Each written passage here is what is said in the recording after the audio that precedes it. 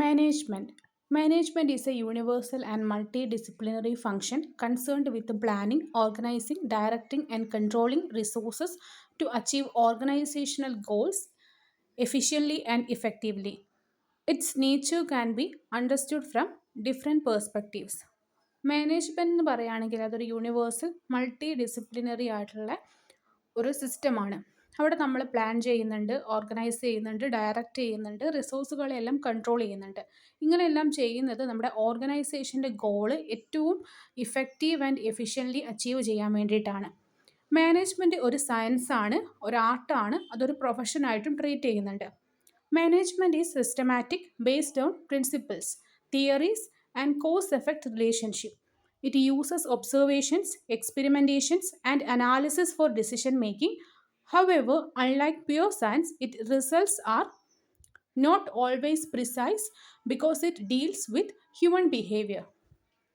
നമ്മളൊരു കാര്യത്തിന് അത് സയൻസ് ആണെന്ന് പറയുന്നത് അതിനൊരു സിസ്റ്റമാറ്റിക് ആയിട്ട് കാര്യങ്ങൾ അതിൽ നടക്കുമ്പോഴും അതിൽ കുറച്ച് പ്രിൻസിപ്പിൾസും തിയറീസും അതുപോലെ തന്നെ കോസ് ആൻഡ് ഇഫക്റ്റും ഒക്കെ ആ റിലേഷൻഷിപ്പൊക്കെ അനലൈസ് ചെയ്യുന്നത് കൊണ്ടാണ്. അങ്ങനെ നോക്കുമ്പോൾ മാനേജ്മെൻറ്റ് ഒരു സയൻസ് ആണ്, ബിക്കോസ് അത് സിസ്റ്റമാറ്റിക് ആണ്, ഒരു പ്രിൻസിപ്പിൾ ഓറിയൻറ്റഡ് ആയിട്ടാണ് മുന്നോട്ട് പോകുന്നത്. അവിടെ ഡിസിഷൻ മേക്കിംഗ് നമ്മൾ ഡെയിലി അനലൈസും ചെയ്യുന്നുണ്ട്. എന്നാൽ ഇതൊരിക്കലും ഒരു പ്യുവർ സയൻസ് അല്ല. കാരണം ഇതിൽ ഹ്യൂമൻ ബിഹേവിയർ, നമ്മൾ മനുഷ്യന്മാരെ വെച്ചിട്ടുള്ള കാര്യങ്ങളാണ് മാനേജ്മെൻറ്റിൽ നടക്കുന്നത്. അതുകൊണ്ട് തന്നെ ഇതൊരിക്കലും ഒരു പ്യുവർ സയൻസ്, ഒരു ആക്യുറേറ്റ് റിസൾട്ട് നമുക്ക് കിട്ടില്ല. ഒബ്ജക്റ്റീവ് ആണെന്ന് നമുക്ക് പറയാൻ പറ്റില്ല, കുറച്ചുകൂടി സബ്ജക്റ്റീവ് ഇൻ നേച്ചറാണ്. Management as an art, it require personal skills, creativity, intuitions and practical knowledge to handle people and situations. Like art, managers need experiences, judgment and practical to be successful. അതായത് art എന്ന് പറയുന്നത് ഏതൊരു കലയാണെങ്കിലും അതിൻ്റെ ഏറ്റവും important ആയ thing personal സ്കിൽസാണ്. മാനേജ്മെൻറ്റിലും ആ ഒരു managerial പൊസിഷനിലിരിക്കുന്ന ആൾക്ക് നല്ല സ്കിൽ ആവശ്യമുണ്ട്, ക്രിയേറ്റിവിറ്റി ആവശ്യമുണ്ട്, പ്രാക്ടിക്കൽ നോളജ് ആവശ്യമുണ്ട്. അതുപോലെ തന്നെ എക്സ്പീരിയൻസ് ആണ് ആർട്ടിലാണെങ്കിലും മാനേജ്മെൻറ്റിലാണെങ്കിലും ഇമ്പോർട്ടൻ്റ് തിങ്. അങ്ങനെ നോക്കുകയാണെങ്കിൽ മാനേജ്മെൻറ്റ് ഒരു ആർട്ടായിട്ടും കണക്കാക്കാം. Management as a profession, it has specified knowledge, ethical standards and code of conduct. Professional bodies like All India Management Association and Global Institute emphasizes professional conduct through management is not yet fully regulated like medicine or law. ഇതൊരു പ്രൊഫഷനാണ്. പ്രൊഫഷനായിട്ട് കണക്കാക്കാൻ കാരണം കുറേ എത്തിക്കൽ standard ഇതിൽ follow ചെയ്യുന്നുണ്ട്. Management as a social science, it involves working with people and through people to achieve objectives. It must consider social responsibility, ethics and human welfare while maximizing productivity. ഇതൊരു social പ്രോസസ്സാണ്. കാരണം ഒരുപാട് ആൾക്കാർ ഇടപഴകുന്ന ഒരു ഫീൽഡാണ് മാനേജ്മെൻറ്റ്. അങ്ങനെ ആളുകളിലൂടെയാണ് നമ്മൾ ഓരോ ഒബ്ജക്റ്റീവ്സും നേടിയെടുക്കുന്നത്. Management as a universal activity, its principles are applicable to all type of organizations like business, government, educational, social and non-profit. Through their application may differ depending on situations. അപ്പോൾ മാനേജ്മെൻറ്റ് യൂണിവേഴ്സൽ ആക്ടിവിറ്റി ആണ്. അത് ഏത് തരത്തിലുള്ള ഇൻസ്റ്റിറ്റ്യൂഷൻസിലാണെങ്കിലും ഓർഗനൈസേഷൻസിലാണെങ്കിലും management നടക്കുന്നുണ്ട്, ഒരു തരത്തിൽ അല്ലെങ്കിൽ മറ്റൊരു തരത്തിൽ. Goal oriented nature, management is always directed towards achieving organizational goals by balancing efficiency, doing things right and effectively doing the right things. അപ്പോൾ മാനേജ്മെൻറ്റ് ഗോൾ ഓറിയൻറ്റഡ് ആണ്. ഗോൾ ഓറിയൻറ്റഡ് ആയി മാറുമ്പോൾ നമ്മൾ ഡൂയിങ് റൈറ്റ് തിങ്സ്, ശരിയായ കാര്യങ്ങൾ ശരിയായ രീതിയിൽ നമുക്ക് ചെയ്യാൻ പറ്റണം. അപ്പോഴാണ് അത് എഫക്റ്റീവും എഫിഷ്യൻറ്റുമായി മാറുക. Dynamic and continuous process, since business environments keep changing, management is flexible, adaptive and continuous in nature. കാരണം ഏതൊരു ഓർഗനൈസേഷൻ ആണെങ്കിലും ഒരിക്കലും അത് ഒരേ രീതിയിലല്ല മുന്നോട്ട് പോവുക. ഡിഫറെൻറ്റ് സ്റ്റേജിലൂടെ കടന്നു പോകും. തുടക്കത്തിലുള്ളൊരു സ്റ്റേജിൽ ഒരു ഇൻട്രൊഡ്യൂസിങ് സ്റ്റേജ് ഉണ്ടാവും. ചില സീസണിൽ വളരെ പീക്കിൽ പോവും പ്രൊഡക്ഷൻസ്, ചില സീസണിൽ ഡിമാൻഡൊക്കെ വളരെ താഴെ രീതിയിലായിരിക്കും പോവുക. ചിലപ്പം വളരെ ഗ്രോത്ത് കൂടുതലുള്ള സമയവും കുറവുള്ള സമയം ഉണ്ടാവും. അപ്പോൾ അതിനനുസരിച്ചെല്ലാം ഫ്ലെക്സിബിളായിട്ട് അഡാപ്റ്റീവ് ഇൻ നേച്ചറായിട്ട് നമ്മൾ മാനേജ്മെൻറ്റിനെ മുന്നോട്ട് കൊണ്ടുപോകാൻ പറ്റും. ബിസിനസ് എങ്ങനെ കണ്ടിന്യൂസ് ആയിട്ട് വർഷങ്ങൾ നീണ്ടു നിൽക്കുന്നു, അതുപോലെ തന്നെ മാനേജ്മെൻറ്റും dynamic in നേച്ചറാണ്.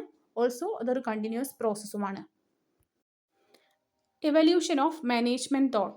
The practice of management is as old as civilization, but it developed as a distinct discipline during the late 19th and 20th century. Its evolution can be traced through different stages.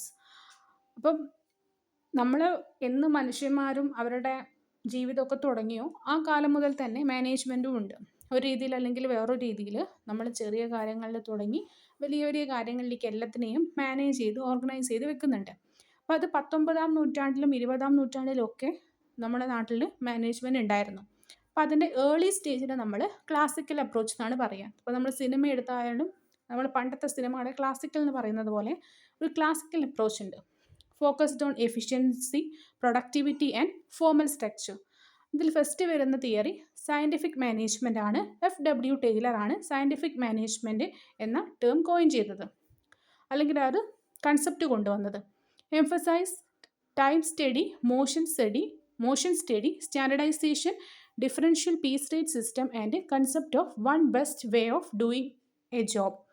അതായത് time study നടത്തി. കാരണം ഒരു work എത്ര സമയം കൊണ്ട് എഫക്റ്റീവായിട്ട് complete ചെയ്യാൻ പറ്റുന്നു, അതുപോലെ തന്നെ എംപ്ലോയീസിൻ്റെ മൂവ്മെൻറ്റിനെ കുറിച്ച് എങ്ങനെയാണ് സ്റ്റാൻഡർഡൈസ്ഡ് ആയിട്ട് കാര്യങ്ങൾ ചെയ്യുക. Piece rate system. Piece rate എന്ന് പറയുകയാണെങ്കിൽ നമ്മൾ രാവിലെ തൊട്ട് വൈകുന്നേരം വരെ ഒരു സമയം നോക്കി ജോലി കൊടുക്കുന്നതല്ല, ഇത്ര വർക്ക് അത് ചെയ്ത് കഴിഞ്ഞാൽ ഇത്ര രൂപ. അതുപോലെ തന്നെ കൺസെപ്റ്റ് ഓഫ് വൺ ബെസ്റ്റ് വേ. ഏത് ജോലി ചെയ്യാനാണെങ്കിലും ഒരു ഏറ്റവും ബെസ്റ്റ് ആയിട്ടുള്ള വേ ഉണ്ട്, അതിലൂടെ കാര്യങ്ങൾ ചെയ്യാം. അപ്പോൾ ഇങ്ങനത്തെ കാര്യങ്ങളൊക്കെ ആയിരുന്നു സയൻറ്റിഫിക് മാനേജ്മെൻറ്റ് കാലത്തുണ്ടായിരുന്നത്. FW ടൈലർ ആണ് ഇവിടെ ഓർക്കേണ്ട പേഴ്സൺ. അടുത്തത് അഡ്മിനിസ്ട്രേറ്റീവ് മാനേജ്മെൻറ്റ് ഹെൻറി ഫയോൾ ആണ്. ഫയോൾ 14 പ്രിൻസിപ്പിൾസ് ഓഫ് മാനേജ്മെൻറ്റ്, അതായത് 14 പ്രിൻസിപ്പിൾസ് ഡെവലപ്പ് ചെയ്തിട്ടുണ്ട്. അതായത് division of work, unity of command, scalar chain, equity, order, അങ്ങനെ തുടങ്ങി 14 എണ്ണം. ഇതിൽ മെയിൻലി പറയുന്നത് എങ്ങനെ എഫിഷ്യൻ്റ് ആയിട്ട് നമുക്ക് വർക്ക് ചെയ്യാമെന്നുള്ള കാര്യമാണ്. വർക്ക് പ്രോപ്പറായിട്ട് നടക്കണമെങ്കിൽ അത് ഡിവൈഡ് ചെയ്ത് കൊടുക്കുന്ന സമയത്ത് സ്പെഷ്യലൈസ്ഡ് ചെയ്യായിട്ട് ഓരോരുത്തർ ഓരോ ഭാഗം ചെയ്യും. അതുപോലെ തന്നെ യൂണിറ്റി ഓഫ് കമാൻഡ് വേണം, യൂണിറ്റി ഓഫ് ഡയറക്ഷൻ വേണം. നമ്മൾ ആരാണോ ഒരു അതോറിറ്റി വേണം, അവർ പറയുന്നത് വേണം ബാക്കി എല്ലാവരും കേൾക്കാൻ വേണ്ടിയിട്ട്. അതുപോലെ തന്നെ ഒരു സ്കാലാർ ചെയിൻ ഉണ്ടാവും. അതിലേറ്റവും മാനേജ്മെൻറ്റിൽ ടോപ്പ് മുതൽ വർക്കേഴ്സ് വരെയുള്ള അങ്ങനെ 14 പ്രിൻസിപ്പിൾസാണ് ഹെൻറി ഫയോൾ നൽകിയത്. ഇനി bureaucratic management. Max Weber advocated rational legal authority, hierarchy, rules and regulations and impersonality in management. ഇദ്ദേഹം കുറച്ചും കൂടി മാനേജ്മെൻറ്റിൻ്റെ ഒരു പ്രാക്ടിക്കൽ അല്ലാത്ത സൈഡിനെ കുറിച്ചാണ് പറഞ്ഞത്. ഇതൊരു ഇൻപേഴ്സണൽ സിസ്റ്റമാണ് മാനേജ്മെൻറ്റ്. അവിടെ ആളുകൾക്കല്ല പ്രാധാന്യം, ആ ഒരു വർക്കിനാണ്. അതുപോലെ തന്നെ ഹൈറാർക്കി. ഓരോ ഹൈറാർക്കിയിലും, അതായത് ഹൈറാർക്കിയിൽ പറയുമ്പോൾ മുകളിൽ വരുന്നവർക്കൊക്കെ അവിടെ അംഗസംഖ്യ കുറവായിരിക്കും, പവർ കൂടുതലായിരിക്കും. താഴോട്ട് വരുമ്പോൾ നമുക്ക് നമ്പർ ഓഫ് എംപ്ലോയീസ് അല്ലെങ്കിൽ ഓരോ മേഖലയിലും നമ്പർ ഓഫ് ആൾക്കാർ താഴോട്ട് വരുമ്പോൾ കൂടി വരും, എന്നാൽ പവർ കുറവായിരിക്കും. നിയോ classical approach emphasised human relations and behavioural aspect. Neo classical സ്റ്റേജിൽ എത്തുമ്പോഴേക്ക് ഹ്യൂമൻ റിലേഷൻഷിപ്പിനും ബിഹേവിയറിനൊക്കെയാണ് ഇമ്പോർട്ടൻസ് കൊടുത്തത്. ക്ലാസിക്കൽ സ്റ്റേജിൽ നമ്മൾ വർക്കിൻ്റെ എഫിഷ്യൻസിയിലും എത്ര പെട്ടെന്ന് എഫിഷ്യൻ്റായിട്ട് കാര്യങ്ങൾ ചെയ്യാമെന്നാണെങ്കിൽ പിന്നീട് കുറച്ചും കൂടി ഹ്യൂമൻ ടച്ച്, ഹ്യൂമൻ റിലേഷനും ബിഹേവിയറിനൊക്കെ ഇമ്പോർട്ടൻസ് കൊടുത്തു. അതിൽ വരുന്നതാണ് ഹെൽട്ടൺ, മായോ ആൻഡ് ഹോർത്തോൺ studies. Highlighted the importance of informal groups, motivation, morale and leadership in productivity. കാരണം ഇവർ മനസ്സിലാക്കിയത് നമ്മൾ വർക്കിന് മാത്രം ഇമ്പോർട്ടൻസ് കൊടുത്താൽ അത് ഒരു ഷോർട്ട് റണ്ണിൽ നമുക്ക് ഒരുപാട് പ്രോഫിറ്റ് ഉണ്ടാക്കുമെങ്കിലും ലോങ് റണ്ണിലേക്ക് വരുമ്പോൾ എംപ്ലോയീസ് ആണ് ഏറ്റവും ഇമ്പോർട്ടൻ്റ്. എംപ്ലോയീസും വർക്കേഴ്സും മാനേജ്മെൻ്റ് എല്ലാം ഒന്ന് ടയേർഡ് ആവും. അപ്പം നമ്മൾ കൂടുതൽ ഹ്യൂമൻ റിലേഷൻഷിപ്പിനും ബിഹേവിയറിനൊക്കെ ഇമ്പോർട്ടൻസ് കൊടുക്കുമ്പം, അതായത് ഇൻഫോർമൽ ഗ്രൂപ്പ്സ് ഫോം ചെയ്യും, അവർ നന്നായിട്ട് വർക്ക് എങ്ങനെ നന്നായിട്ട് ചെയ്യാം എന്നുള്ള കാര്യങ്ങൾ ഡിസ്കസ് ചെയ്യും. അതുപോലെ തന്നെ മോട്ടിവേഷൻ, മൊറേൽ, കാരണം എങ്ങനെ ചെയ്തിട്ടും പ്രോഫിറ്റ് ഉണ്ടാക്കാമെന്നല്ല, അതിലൊരു എത്തിക്സ് കൊണ്ടുവരാൻ, ലീഡർഷിപ്പ് ഒക്കെ കൊണ്ടുവരാൻ ശ്രമിച്ചു. Focused shift from machine and structure to people, communication and team work. അതായത് ഒരു വലിയ ചേഞ്ച് വന്നു. പണ്ട് വർക്ക് ഓറിയൻറ്റഡ് ആണെങ്കിൽ പിന്നെ അത് പീപ്പിളിലേക്കും കമ്മ്യൂണിക്കേഷൻ, ടീം വർക്കിലേക്കൊക്കെ വന്നു. മോഡേൺ അപ്രോച്ച് 1950 ശേഷം വരുന്നത്, അതായത് കമ്പൈൻ ചെയ്ത് ക്ലാസിക്കലും ബിഹേവിയറും കമ്പൈൻ ചെയ്ത് അതിൽ നല്ല ക്വാളിറ്റീസ് എടുത്തുകൊണ്ട് വന്നതാണ് മോഡേൺ അപ്രോച്ച്. അതിൽ തന്നെ ഫസ്റ്റ് വരുന്നത് സിസ്റ്റംസ് അപ്രോച്ചാണ്. Organisation viewed as an open system interacting with environment, emphasised interdependence of sub systems like production, finance, marketing, human resource etcetera. അതായത് സിസ്റ്റം അപ്രോച്ചിൽ ഒരു ഓപ്പൺ സിസ്റ്റത്തിലേക്ക് കാര്യങ്ങൾ കൊണ്ടുവരാൻ തുടങ്ങി. അതായത് ഒരു ഗുഡ് എൻവയോൺമെൻറ്റ് ക്രിയേറ്റ് ചെയ്യാം. ഇൻ്റർ ഡിപ്പെൻഡൻസ് ഓഫ് സബ് സിസ്റ്റം, അതായത് production department, finance department, marketing department, HR department, ഇവർക്കൊക്കെ ഡിഫറെൻ്റ് ആയിട്ട് ആക്ട് ചെയ്യാനുള്ള ഒരു സ്പേസും കൊടുത്തു. എന്നാൽ അവർ തമ്മിലൊരു കോർഡിനേഷനിലേക്ക് കാര്യങ്ങൾ കൊണ്ടുവരാനും ശ്രമിച്ചു. Contingency approach, no one best way. Management style depends on situation, environment and nature of problem. ഒരിക്കലും ഒരു ബെസ്റ്റ് വേ ഇല്ല നമുക്ക് ഓർഗനൈസേഷന് മുന്നോട്ട് പോകാൻ വേണ്ടിയിട്ട്. ഓരോ സിറ്റുവേഷൻ അനുസരിച്ചും എൻവയോൺമെൻറ്റിനനുസരിച്ചും പ്രോബ്ലത്തിനനുസരിച്ചും മാറിക്കൊണ്ടിരിക്കും. ചില സമയത്ത് നമുക്ക് ഡിമാൻഡ് കുറവായിരിക്കും, എന്നാൽ ചില സമയത്ത് നമുക്ക് ആൾക്കാരുടെ അവൈലബിലിറ്റിക്ക് അനുസരിച്ച് പ്രൊഡക്ഷൻ നടത്താൻ പറ്റാതെ വരും. ചില സമയത്ത് പ്രൈസിൽ നമുക്ക് കോമ്പറ്റീഷൻസ് വരും. അങ്ങനെ ഓരോ സമയത്തും ഓരോ പ്രോബ്ലംസ് ഉണ്ടാകുമ്പം അതിനനുസരിച്ച് ആ ഒരു വേ ഓഫ് ഡീലിംഗ് ബിസിനസ് അല്ലെങ്കിൽ മാനേജ്മെൻറ്റ് മാറിക്കൊണ്ടിരിക്കും. അതുകൊണ്ട് ഇതിനൊരു ബെസ്റ്റ് വേ എന്ന് പറയാൻ പറ്റില്ല. എന്നാൽ ക്ലാസിക്കലിൽ അങ്ങനെ ഒരു ബെസ്റ്റ് വേയെക്കുറിച്ച് പറഞ്ഞിരുന്നു. എന്നാൽ അത് മോഡേണിലേക്ക് എത്തുമ്പോഴേക്കും അങ്ങനത്തെ ഒരു ബെസ്റ്റ് വേ ഇല്ല. Quantitative management science approach, application of mathematical and statistical techniques, operational research and decision sciences in problem solving.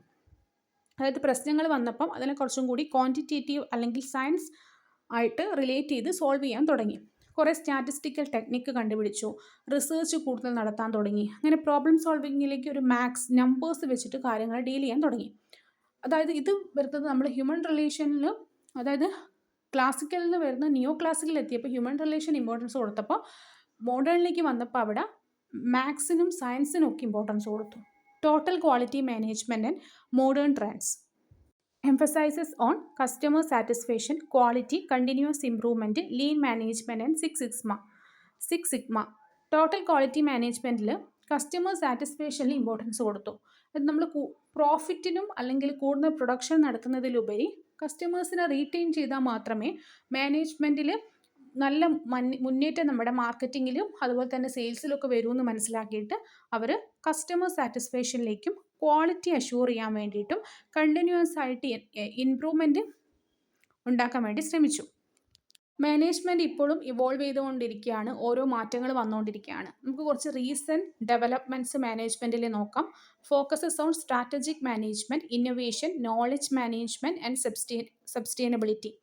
Increasing role of technology, artificial intelligence and data analytical in decision മേക്കിങ്ങിൽ ഇപ്പോൾ നമ്മൾ technology കൂടുതൽ use ചെയ്യാൻ തുടങ്ങി. Artificial intelligence, AI, അതുപോലെ തന്നെ data analysis ഒക്കെ നടത്താൻ തുടങ്ങി.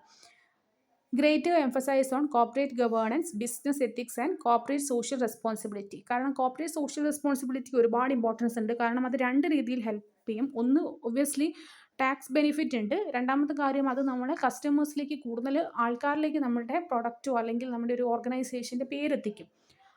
Globalisation and cross cultural management practices. Globalisation ഒരു 1990s ശേഷം ഗ്ലോബലൈസേഷൻ വന്നതും നമ്മുടെ സ്റ്റാൻഡേർഡ് ഉയരാൻ തുടങ്ങി. എല്ലാ റീജിയനിൽ പെട്ട ആൾക്കാരെയും ഇൻക്ലൂഡ് ചെയ്തിട്ട് നമ്മൾ മാനേജ്മെൻറ്റ് ഇൻക്ലൂഡ് ചെയ്യാൻ തുടങ്ങി.